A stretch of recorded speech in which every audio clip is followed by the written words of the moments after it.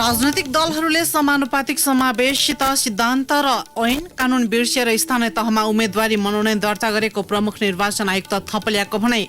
चितवनको भरतपुर महानगरपालिकाको मेयरमा स्वतन्त्र उम्मेदवारी दर्ता गराएका कांग्रेस नेता पौडेलले उम्मेदवारी फिर्ता लिएनन्। मध्य प्रदेशमा 136 पालिकामा राष्ट्रिय मान्यता प्राप्त सहित नयाँ दल र स्वतन्त्र उम्मेदवारले प्रतिस्पर्धा गर्दै आसन स्थानीय तहको निर्वाचनका लागि चुनावी सरगर्मी बढ्दो। लोकतान्त्रिक समाजवादी पार्टी लोसपाद्वारा स्थानीय तहको चुनावी घोषणा पत्र सार्वजनिक परिवर्तन र अधिकारका लागि गरिएको आन्दोलनप्रति राज्यले वैरभाव राखेको टिप्पणी। मध्य प्रदेशको राजधानी जनकपुर धामदेखि दक्षिणी क्षेत्रमा अवस्थित मुखियापट्टी मुसर्निया गाउँपालिकाको दलित बस्तीका नागरिकमा स्थानीय तहको निर्वाचन बारे कुनै चासो छैन, न्यूनतम आधारभूत आवश्यकताबाटै वञ्चित। श्रीलङ्काका राष्ट्रपति गोताबाया राजपक्ष प्रधानमन्त्री रहेका आफ्ना दाइ महिन्दा राजपक्षलाई प्रधानमन्त्रीबाट हटाउन सहमत। र जिम्बाब्वे एसँग एक दिवसीय क्रिकेट सिरिज खेल्न नेपाली टोली घोषणा। एन्फाका उपाध्यक्ष नेम्बाङ सहितको टोलीद्वारा कार्य समितिको बैठक माग। नमस्कार, कान्तिपुर डायरीका साथमा साथी पुजनी र म पार्वता। समाचार अब विस्तारमा। सुरुमा स्थानीय तह निर्वाचन विशेष। स्थानीय तह निर्वाचन विशेष। प्रमुख निर्वाचन आयुक्त दिनेश थपलियाले राजनैतिक दलहरूले समानुपातिक समावेशिता सिद्धान्त र ऐन कानून बिर्सिएर स्थानीय तहमा उम्मेदवारी मनोनयन दर्ता गरेको बताउनु भएको छ। काठमाडौँमा आयोजित कार्यक्रममा उहाँले आयोगले विभिन्न राजनैतिक दललाई संविधानको धारा 38 को उपधारा 2 बमोजिम निर्वाचनका प्रक्रियामा महिलाको 50% सहभागिताको कुरालाई बिर्सिएको उल्लेख गर्नुभयो। यस पटकको स्थानीय तहको निर्वाचनमा विभिन्न राजनैतिक दलहरूले गएको स्थानीय तहको निर्वाचनमा भन्दा कम महिला सहभागिता गराएर बहादुरी देखाएको जिकिर गर्नुभयो। प्रमुख निर्वाचन आयुक्त थपलियाले स्थानीय तहको निर्वाचन सुरक्षित, भयरहित, व्यवस्थित र मर्यादित बनाउन राजनैतिक दलहरूको भूमिका महत्वपूर्ण हुने बताउनुभयो। उहाँले संयमित भएर राजनैतिक दल र उम्मेद्वारहरूले निर्वाचनलाई व्यवस्थित र पारदर्शी बनाउन सहयोग गर्नुपर्नेमा जोड़ दिनुभयो। यसै प्रसारित समाचारमा संविधानको धारा 38 को उपधारा 4 हुनुपर्नेमा अन्यथा भएकोमा यसलाई सच्याइएको छ। चितवनको भरतपुर महानगरपालिकाको मेयर पदमा स्वतन्त्र उम्मेदवारी दिनुभएका कांग्रेस नेता जगन्नाथ पौडेलले उम्मेदवारी फिर्ता लिनु भएन। आज साँझ 5 बजेसम्म उम्मेदवारी फिर्ता लिने अन्तिम समय थियो। सत्तारूढ गठबन्धन बीच चुनावी तालमेल हुँदा भरतपुर महानगरको मेयर पद माओवादी केन्द्रको भागमा परेपछि चितवन कांग्रेसमा असन्तुष्ट चुलिएको थियो। गठबन्धनबाट मेयरमा माओवादी केन्द्रबाट रेणु दाहाल र उपमेयरमा कांग्रेसका चित्रसेन अधिकारीले उम्मेदवारी दिनुभएको छ। कांग्रेसका नेता पौडेलले पनि मेयरमा स्वतन्त्र उम्मेदवारी दिएपछि कांग्रेस सभापति तथा प्रधानमन्त्री समेत रहेका प्रधानमन्त्री शेरबहादुर देउवा, सत्ता साझेदार माओवादी केन्द्रका अध्यक्ष पुष्पकमल दाहालले फोन गरेर उम्मेदवारी फिर्ता लिन आग्रह गर्नुभएको थियो। पौडेलले नमानेपछि प्रधानमन्त्री देउवाले गृहमन्त्री बालकृष्ण खाँडलाई भरतपुर पठाउनु भएको थियो, तर पौडेललाई मनाउन नसकेपछि गृहमन्त्री खाँड आज काठमाडौँ फर्किनु भएको छ। पौडेल 2049 सालको स्थानीय चुनावमा तत्कालीन भरतपुर नगरपालिकाको उपमेयरमा कांग्रेसबाट विजयी बन्नु भएको थियो। 70 वर्षीय अधिवक्ता समेत रहेका पौडेल राष्ट्रिय सभा सदस्य समेत भइसक्नु भएको छ। आगामी स्थानीय तहको निर्वाचनमा मध्य प्रदेशमा 136 वटा पालिकामा राष्ट्रिय मान्यता प्राप्त सहित नयाँ दल र स्वतन्त्र उम्मेद्वारले प्रतिस्पर्धा गर्दैछन्। सत्तारूढ दलबीच केही स्थानीय तहमा भएका तालमेल, निर्वाचनको मुखमा पार्टी परिवर्तन, बागी उम्मेद्वारी लगायत कारण मध्य प्रदेशमा चुनावी माहौल गरमाएको छ। मधेस आन्दोलनपछि हुर्किएको क्षेत्रीय राजनीति र दलहरूको विभाजनपछि फेरिएको समीकरणले मध्य प्रदेशमा चुनावी रौनक बढाएको छ। एक महानगरपालिका र 3 वटा उपमहानगर सहित 136 वटा स्थानीय तह रहेको मध्य प्रदेशमा एमाले, नेपाली कांग्रेस, माओवादी केन्द्र, जनता समाजवादी पार्टी, लोकतान्त्रिक समाजवादी पार्टी र एकीकृत समाजवादी सँगै अलग राजनीतिक एजेन्डा बोकेको सीके राउत नेतृत्वको जनमत पार्टी निर्वाचनको प्रतिस्पर्धामा छन्। 2074 को निर्वाचन नतिजालाई हेर्दा नेपाली कांग्रेसले 40 वटा स्थानीय तहमा प्रमुख पदमा जितेको थियो भने एमाले 18, माओवादी केन्द्रले 21, तत्कालीन संघीय समाजवादी फोरमले 26 र राष्ट्रिय जनता पार्टीले 25 वटा स्थानीय तहमा प्रमुख पद जितेका थिए। कांग्रेस बाहेक सबै जसो दलमा आएको विभाजन र नेताहरूको दल परिवर्तनले यो पटक अन्य प्रदेशमा जस्तै मध्य प्रदेशमा पनि चुनावी नतिजाको आंकलन गर्न त्यति सहज देखिएको छैन।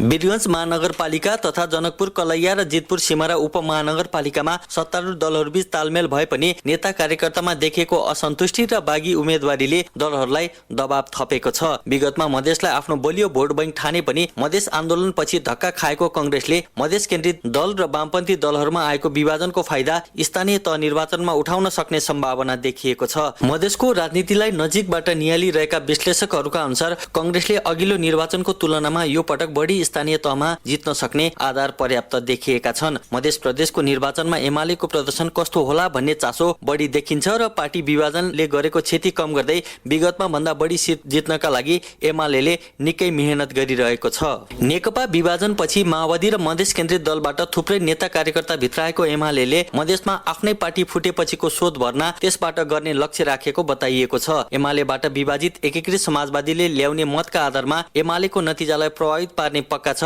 किनकि दुवै दलको परम्परागत भोट बैंक एउटै हुन् भनिन्छ। जानकारहरू भन्छन् अघिल्लो पटक 21 वटा स्थानीय तहमा प्रमुख पद जितेको माओवादी केन्द्रले त्यति नै जित्न सक्ने आधार भेटिएका छैनन्। तत्कालीन संघीय समाजवादी फोरम र राष्ट्रिय जनता पार्टी मिलेर बनेको जनता समाजवादी पार्टी समेत विभाजन भएकाले यो पटक जसपा र लोकतान्त्रिक समाजवादी पार्टीले मध्य प्रदेशमा देखाउने चुनावी सामर्थ्य अर्को एउटा चासोको विषय हो। पार्टी विभाजनपछि उपेन्द्र यादव नेतृत्वको जसपाले मधेसमा आफ्नो प्रभाव केही बढाएको विश्वास गरिन्छ भने लोकतान्त्रिक समाजवादी पार्टी केही कमजोर भएको हो कि भन्ने विश्लेषण एक थरीले गरेका छन्। स्वतन्त्र मधेसको नारा दिए पनि अन्ततः मूलधारको राजनीतिमा आएका सीके राउतको पार्टीले चुनावमा कस्तो नतिजा हात पार्ने हो त्यो आंकलन गर्न गाह्रो छ। समग्रमा हेर्दा सबैजसो दल अघिल्लो चुनावको तुलनामा मधेसमा आफ्नो प्रभाव विस्तारको खोजीमा त छन्, तर क्षेत्रीय राजनीतिका मुद्दा र जातीय भावनासँग जोडिएको भनिएका मधेसी मतदाताको मन जित्न उनीहरूले चलाउने चुनावी अस्त्रमा निर्वाचनको नतिजा निर्भर हुने देखिएको हो। रेडियो कान्तिपुरका लागि अनिल बोगटी, जनकपुर धाम। लोकतान्त्रिक समाजवादी पार्टी लोकसभाले आज स्थानीय तहको चुनावी घोषणापत्र सार्वजनिक गरेको छ। उस्तै घोषणापत्रमा लोकतन्त्र औपचारिकतामा सीमित भएको र समावेशिता पश्चगमनतिर लम्किएको उल्लेख गरेको छ। घोषणापत्रमा नेपालका प्रमुख राजनैतिक दलहरू विचार शून्य अवस्थामा पुगेको समेत उसले टिप्पणी गरेको छ। घोषणापत्र सार्वजनिक गर्दै अध्यक्ष महन्त ठाकुरले परिवर्तन र अधिकारका लागि गरिएको आन्दोलनप्रति राज्यले वैरभाव राखेको टिप्पणी गर्नुभयो। जनताको साथ जुन दमन भयो, जुन अत्याचार भएको छ, त्यो त जनताले अरूले बुझ्न पाओस् कि कुन किसिमको दमन भएको थियो। एउटा शान्तिपूर्ण आन्दोलनमा र कसरी चाहिँ आन्दोलनकारीहरू चाहिँ मारिए, कुन अवस्थामा मारिए, यी कुरा त कम्तीमा सर्वसाधारण जनताको समक्ष आओस्, हामी यति चाहन्छौँ। घोषणापत्रमा नेपालमा रहेको भौगोलिक र सांस्कृतिक विविधतालाई नेपालको सौन्दर्य र शक्ति दुवै भएको भन्दै यसलाई बुझ्ने नेतृत्व नपाउँदा भावनात्मक एकता हुन नसकेको उल्लेख छ। यस्तै गुणस्तरीय खानेपानी वडामा पर्याप्त बजेट छुट्याउने विषय समेटिएको छ। स्थानीय सरकारले आफ्ना कर्मचारी आफै भर्ना गर्ने बताइएको छ। सहज र छरितो सरकारी सेवा, नगर सरसफाई गरिने, सर्वसुलभ र गुणस्तरीय स्वास्थ्य सेवा, पर्याप्त चिकित्सक, बालबालिकालाई घरमै नियमित खोप, ज्येष्ठ नागरिकलाई घरमै स्वास्थ्य परीक्षण र निशुल्क व्यावहारिक शिक्षा, स्नातक र स्नातकोत्तर तहमा छात्रवृत्तिको व्यवस्था गरिने पनि घोषणापत्रमा समेटिएको छ। यस्तै सडकको छेउमा अनिवार्य वृक्षारोपण गर्नेदेखि स्थानीय सरकारलाई भ्रष्टाचार मुक्त बनाउन जनप्रतिनिधिले सम्पत्ति विवरण सार्वजनिक गर्ने सम्मका विषय घोषणापत्रमा समेटिएका छन्। कान्तिपुर डायरीमा अब कान्तिपुर सविस्तार। कान्तिपुर सविस्तार। मध्य प्रदेशको राजधानी जनकपुर धामबाट करिब 24 किलोमिटर दक्षिणमा रहेको मुसहर बस्तीमा खानेपानी, शिक्षा र स्वास्थ्यको पहुँच त धेरै परको कुरा भयो।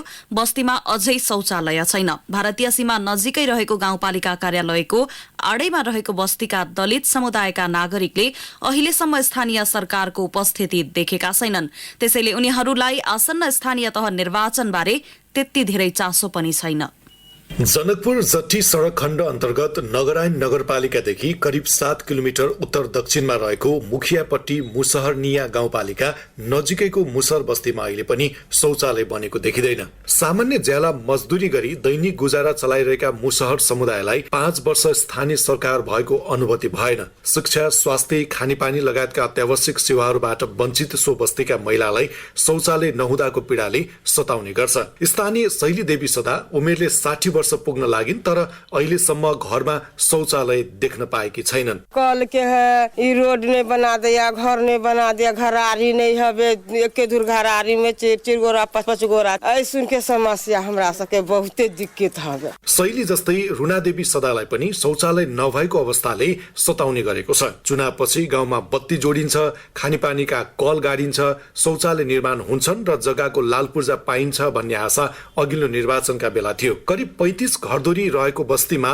यावत समस्या छन्। सुकुम्बासी बस्ती भएकाले लाल पूर्जाको अभावमा बिजुली जडान गर्न नपाउनु उनीहरूको अर्को दुःख हो। स्थानीय रुनादेवी गाउँपालिकामा धेरै पटक समस्या राख्दा पनि सुनाइ नभएको गुनासो गर्छिन्। हमरा सके नि जगह नै जमीन है सर एतने में रहै छियै आ कोन बड़ दिक्कतदारी है के। मुसहर बस्ती प्रत्येक बर्खामा डुबानमा पर्छ। गाउँपालिकालाई मुसहर बस्ती डुबानमा पर्ने विषयमा जानकारी नभएको होइन तर समस्या समाधानमा कहिले चासो नदिएको स्थानीयको गुनासो छ। गाउँपालिकाका प्रमुख प्रशासकीय अधिकृत सत्यनारायण शाहले स्थानीय सरकारमा आउने जनप्रतिनिधि उत्तरदायी नबन्दा बस्तीमा आवश्यक सुधारका काम हुन नसकेको बताए। उनले भने चाहे कर्मचारी प्रमुख प्रशासक सुझाव मात्रै जाने हो तर गर्ने त पदाधिकारीहरूले सभाले गर्ने बजेटिङ कार्यक्रम छुट्याउने। अहिलेसम्म त्यो मुसहर बस्तीको लागि कार्यक्रम पर्न सके छैन। तर यसपल्ट हामीले चाहिँ तराई मधेस कार्यक्रम अन्तर्गत सामूहिक बस्ती निर्माणका लागि त्यहाँको भवन निर्माणको लागि कार्यक्रम पठाएको छौँ। अवश्य त्यो पर्छ होला। त्यो पर्यो भने आगामी वर्ष त्यहाँको उहाँहरूको लागि चाहिँ केही घर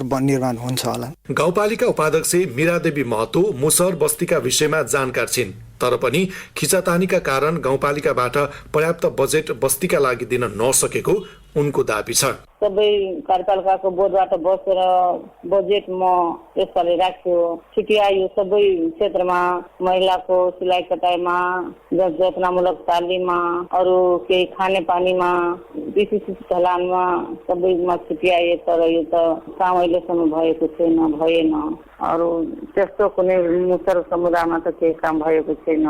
बर्खामा डुबान पर्ने र हिउँदमा खानेपानीको अभाव झेल्ने मुसहर बस्तीबाट शौचालयको पिरलो हट्ने दिन कहिले आउने हो त्यो आगामी जनप्रतिनिधिको काँधमा छ। त्यहाँका मुसहरहरू अबको चुनावपछि आफ्ना माग सम्बोधन हुने अपेक्षामा छन् किनकि शौचालय र धाराका कल गाड्ने जमिन नभए पनि स्थानीय तह निर्वाचन नजिकै गर्दा साँघुरो बस्तीमा पार्टीका झण्डा यत्र तत्र झुण्डाएका दल र तिनका उम्मेद्वारले उनीहरूको सपना पूरा गर्लान् कि भन्ने लागेको छ।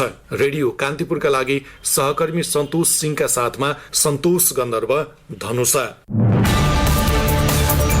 कान्तिपुर सविस्तार। कान्तिपुर डायरीमा अब ब्रेकको पालो। ब्रेकपछि कान्तिपुर डायरीमा अब बाँकी प्रसंग। सर्वोच्च अदालतले कुनै प्रश्न आधार बिना गभर्नर महाप्रसाद अधिकारीमाथि सरकारले छानबिन गर्न नपाउने स्पष्ट पारेको छ। यो सँगै गभर्नर अधिकारीले निरन्तर काम गर्ने बाटो खुलेको छ। सर्वोच्चले भनेको छ कुनै पनि व्यक्तिलाई पदबाट मुक्त गर्दा स्पष्ट आधार र कारण खुलाउन आवश्यक हुन्छ तर उक्त मान्य सिद्धान्त विपरीत निवेदकलाई कुनै कारण र आधार नखुलाई केवल कार्यक्षमताको अभाव जस्तो अस्पष्ट र बृहत आधारमा निलम्बन गर्ने कार्य गरिएको हुँदा विपक्षीहरूको सो निर्णय स्वेच्छाचारी भएकाले बदरभावी छ। न्यायाधीश सपना प्रधान मल्ल र टंकबहादुर मोक्तानको आजको इजलासले यसअघिको अल्पकालीन अन्तरिम आदेशलाई निरन्तरता दिएको हो। यसअघि न्यायाधीश हरि फुयालको इजलासले गभर्नरमाथि जाँचबुझ गर्न गठन हुने समितिको नेतृत्वमा सर्वोच्च अदालतको पूर्व न्यायाधीश रहने प्रावधानमाथि व्याख्या हुनुपर्ने भन्दै गभर्नरलाई काममा फर्किन पाउनु पर्ने गरी अल्पकालीन अन्तरिम आदेश दिएको थियो। कार्यक्षमताको अभाव जस्तो अस्पष्ट आधारमा निवेदक अधिकारीमाथि निलम्बन गर्ने कार्य गरिएकाले सरकारले जाँचबुझ समिति गठन गर्न नमिल्ने अदालतले जनाएको छ। गभर्नरको कार्यकाल पूरा नहुँदैको अवस्थामा निलम्बन गर्ने गरी भएको मन्त्री परिषदको निर्णय कानून विपरीत रहेको सर्वोच्चको ठहर छ।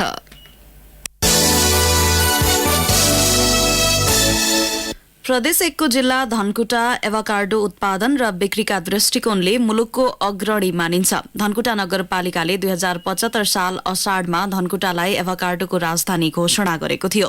पछिल्लो 5 वर्षमा धनकुटा नगरपालिकाले एभाकार्डो उत्पादन र बिक्रीमा क्रान्ति नै गरेको छ। जिल्लाको रोजगारी समेत बढाएको छ। जिल्लालाई एभोकाडोको राजधानी घोषणा गरेसँगै नगरपालिकाले व्यावसायिक खेतीतर्फ कृषकलाई आकर्षित गरिरहेको छ। प्रत्येक घरका करिसा बारी र आसपासमा देखिने एभोकाडोका बोट बिरुवाले नगरपालिकालाई मनोरम र हरियाली बनाएको छ। आफ्नै एभोकाडो नर्सरी, एभोकाडो पार्क तथा एभोकाडो महोत्सव गरेर नगरपालिकाले कृषि व्यावसायिक प्रवर्धनात्मक काम गरिरहेको छ। पछिल्लो 5 वर्षमा एभोकाडोको उत्पादन नगरपालिकामा 123% वृद्धि भएको नगरपालिकाका आर्थिक विकास अधिकृत विकास अधिकारीको भनाइ छ। हाम्रो त्यो बेलाको टार्गेट के थियो भने उत्पादन वृद्धि गर्नुपर्छ, उत्पादन वृद्धि गर्नुपर्छ भन्ने नै थियो। त्यही बेला हामीले मास प्रोडक्सनको लागि चाहिँ हामीले बिरुवा रोप्ने, वृक्षारोपण गर्ने र त्यसका लागि किसानलाई चाहिँ हामीले प्रोत्साहित गर्ने कार्यक्रमहरू अगाडि सार्यौँ र त्यसको मुख्य उपलब्धि अहिले हामीले तुरुन्तै यो 78 सालमा हामीले गणनामा गरेका छौँ र त्यसको प्रारम्भिक हामीले रिपोर्ट पनि प्राप्त भइसकेको छ। र त्यो हुँदाखेरि के देखिन्छ भने हामीले 75 सालमा गरेको बेसलाइन सर्वेको आधारमा हेर्दाखेरि अहिले 123% चाहिँ यो जुन फल्दै गरेको बिरुवाहरूमा वृद्धि भएको छ। 123% वृद्धि भएको छ। नगरपालिकामा 5 वर्ष अघिसम्म फल्दै गरेका 3664 एभोकाडोको बोट रहेकोमा हाल 8400 भन्दा बढी पुगेका छन्। यस्तै बिरुवा 65000 भन्दा बढी उत्पादन भएका छन्। नगरपालिकाभित्र 137 नर्सरी छन्। 11000 भन्दा बढी रोपनी क्षेत्रफलमा एभोकाडोको खेती भइरहेको छ भने झण्डै 7000 परिवार लाभान्वित भएका छन्। एभोकाडोको बिक्रीबाट वार्षिक 3 करोड रुपियाँसम्म आमदानी गर्न सफल भएको र पछिल्लो समय उल्लेखीय मात्रामा रोजगारी सिर्जना गर्न सफल भएको बताउँछन् कृषि विज्ञ जीवन राई। नगरपालिकाको कृषि पर्यटन कार्यक्रम अन्तर्गत एभोकाडो कार्यक्रमले चाहिँ 2075 सालमा सुरु भएर यो अहिलेसम्म आइपुग्दाखेरि चाहिँ यसमा कृषकहरू चाहिँ प्रत्यक्ष रूपमा रोजगारी प्राप्त गरेका छन् र यसमा नर्सरी गर्ने कृषकहरूमा असाध्यै ठुलो उत्साह र यसमा चाहिँ उनीहरूले फुल टाइम रोजगार प्राप्त गरेको अवस्था छ भने एभोकाडो खेती गरिरहेका कृषकहरू व्यावसायिक रूपमा चाहिँ अब लागिरहेको अवस्था हामीले प्राप्त गरेका छौँ। एभोकाडोको खेतीले नगरपालिकामा प्रशस्त मात्रामा रोजगारीका सृजना, कृषि पर्यटन प्रवर्धन तथा वातावरणीय प्रदूषण नियन्त्रणमा पनि उल्लेख्य योगदान गरेको छ। तर दक्ष कृषक तथा प्राविधिकको अभाव हुँदा अपेक्षा अनुसारको विकास हुन भने अझै सकेको छैन।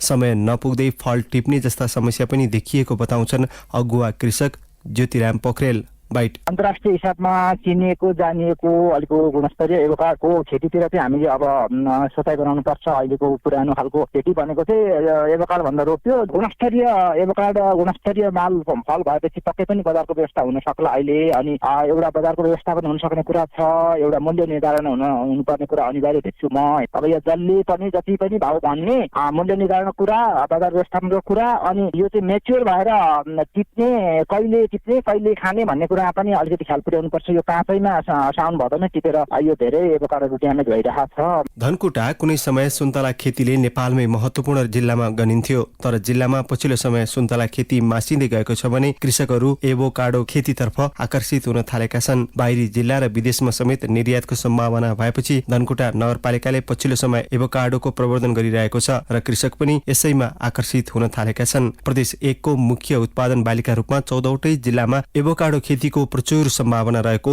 सरोकारवाला बताउँछन्। रेडियो कान्तिपुरका लागि धनकुटाबाट रमेश चन्द्र अधिकारीका साथमा अनिल परियार, काठमाडौँ।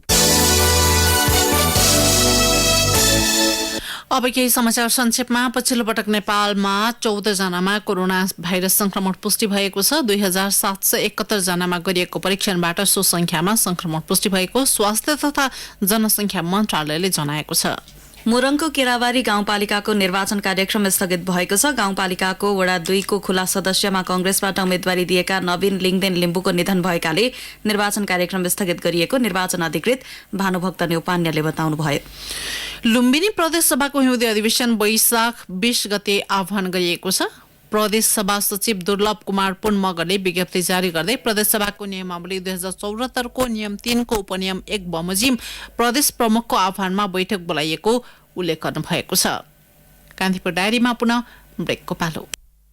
ब्रेकपछि कान्तिपुर डायरीमा अब आर्थिक प्रसंग। नेपाल सरकारले मलेसिया सरकारलाई सन् 2018 मा भएको द्विपक्षीय समझदारी कार्यान्वयनलाई थप प्रभावकारी बनाउन आग्रह गरेको छ। मलेसिया भ्रमणका क्रममा रहेका श्रम, रोजगार तथा सामाजिक सुरक्षा मन्त्री कृष्ण कुमार श्रेष्ठले मलेसियाका मानव संसाधन मन्त्री दातुक सेरी एम सराभन सँगको भेटमा दुई देश बीच सन् 2018 मा हस्ताक्षर भई हाल कार्यान्वयनमा रहेको द्विपक्षीय समझदारीलाई थप प्रभावकारी रूपमा कार्यान्वयन गर्नुपर्नेमा जोड़ दिनुभएको हो। सो समझदारी पत्रमा नेपाली श्रमिक कामदारलाई उचित श्रम वातावरण निर्माण सहित रोजगारीका थप अवसर प्रदान गर्ने, रोजगारीका लागि युवाहरूको छनौट तथा नियुक्तिलाई शून्य लागत सहित स्वच्छ नियुक्ति, मलेसियामा रोजगारीमा रहेका नेपालीको स्वास्थ्य, सामाजिक सुरक्षा र सामाजिक कल्याणलाई थप सबलीकरण, 24 घण्टा प्रभावकारी बीमा सुविधा लगायतका विषय समेटिएका छन्। मन्त्री श्रेष्ठले समझदारी पत्रमा भएका सबै विषयलाई प्राथमिकताका साथ अघि बढाउन आग्रह गर्नुभएको छ। अब अन्तर्राष्ट्रिय प्रसंग। श्रीलंकाका राष्ट्रपति गोताबाया राजपक्ष प्रधानमन्त्री रहेका आफ्ना दाइ महिन्दा राजपक्षलाई प्रधानमन्त्रीबाट हटाउन सहमत हुनुभएको छ। आर्थिक संकटपछि श्रीलंकामा उत्पन्न भएको राजनैतिक संकट समाधानका लागि गठन गर्न लागेको अन्तरिम सरकारमा महिन्दालाई हटाउन राष्ट्रपति सहमत हुनुभएको हो। सांसद मैत्रीपाला सिरिसेनाले राष्ट्रपति गोताबाया राजपक्ष संसदमा रहेका सबै राजनैतिक दल सहभागी हुने राष्ट्रिय परिषद गठन गर्न र नयाँ प्रधानमन्त्री बनाउन तयार भएको उल्लेख गर्नुभएको छ। दक्षिण अफ्रिकामा कोरोना भाइरस संक्रमितको संख्या निरन्तर बढ्न थालेपछि पाँचौं लहरको चेतावनी दिएका छन्। पछिल्लो केही साता यता संक्रमितको संख्या निरन्तर उकालो लाग्न थालेपछि चिकित्सकहरूले पाँचौं लहरको चेतावनी दिएको अल जजिराले जनाएको छ। यस वर्षको सुरुवातमा मात्र दक्षिण अफ्रिका कोरोनाको चौथो लहरबाट मुक्त बनेको थियो। यस वर्षको मे वा जुनमा कोरोनाको पाँचौं लहर शुरू हुने स्थानीय अधिकारीहरूले यस अघि नै बताएका थिए। यद्यपि अस्पतालहरूमा कोरोना संक्रमितको संख्या बढे पनि गम्भीर प्रकृतिका बिरामीहरू नभेटिएको चिकित्सकले बताएका छन्। उनीहरूले स्वास्थ्य सावधानी अपनाउन आग्रह गरेका छन्। अप्रेलको मध्यमा 4% बढेको कोरोना संक्रमण यति बेला सो अनुपात 19% पुगेको छ। अब खेल प्रसंग। नेपाल क्रिकेट संघ क्यानले जिम्बाब्वे विरुद्धको एकदिवसीय सिरिजका लागि नेपाली राष्ट्रिय क्रिकेट टोली घोषणा गरेको छ। क्यानले आज सन्दीप लामिछानेको कप्तानीमा 16 सदस्यीय टोलीको घोषणा गरेको हो। नेपालले घरेलु मैदानमा जिम्बाब्वेसँग 3 खेलको एकदिवसीय र 3 खेलको T20 सिरिज खेल्दैछ। नेपाली जिम्बाब्वे विरुद्ध कीर्तिपुर स्थित त्रिवी क्रिकेट मैदानमा भोलि पहिलो खेल खेल्नेछ। यस्तै दोस्रो खेल वैशाख 19 र तेस्रो वैशाख 21 मा हुनेछ। एन्फाका वरिष्ठ उपाध्यक्ष पंकज विक्रम नेमुवाङ सहित 4 जनाले अखिल नेपाल फुटबल संघ एन्फा कार्य समितिको बैठक राख्न माग गरेका छन्। वरिष्ठ उपाध्यक्ष नेमुवाङ सहितको टोलीले आज विज्ञप्ति जारी गर्दै अध्यक्ष कर्मा छिरिङ शेर्पा समक्ष बैठक राख्न माग गरेका हुन्। राष्ट्रिय फुटबल टोलीका मुख्य प्रशिक्षक अब्दुल्लाह अल्मुताइरी र प्रशिक्षण छोडेका राष्ट्रिय फुटबल टोलीका असन्तुष्ट खेलाडी बीचको विवाद उत्कर्षमा पुगेपछि उनीहरूले बैठकको माग गरेका हुन्। यसैबीच AFC एशियन कप छनौटको तयारीका लागि राष्ट्रिय फुटबल टोलीका मुख्य प्रशिक्षक अल्मुताइरीले 17 जना नयाँ खेलाडीलाई बन्द प्रशिक्षणमा सामेल गराएका छन्। असन्तुष्ट 10 खेलाडीले प्रशिक्षण छाडेपछि अल्मुताइरीले 17 नयाँ खेलाडी समावेश गरेका हुन्। थप गरिएको 17 जना खेलाडीले हिजोबाटै प्रशिक्षण सुरु गरिसकेका छन्। अवस्था यिनै प्रसङ्गसँगै कान्तिपुर डायरीको यो बुलेटिन यही सकिन्छ। 8 बजे सेक्युरिटी एन्ड क्राइम डायरी हुनेछ। अहिलेलाई पूजनी र म पार्वता आज्ञा माग्छौं। नमस्कार।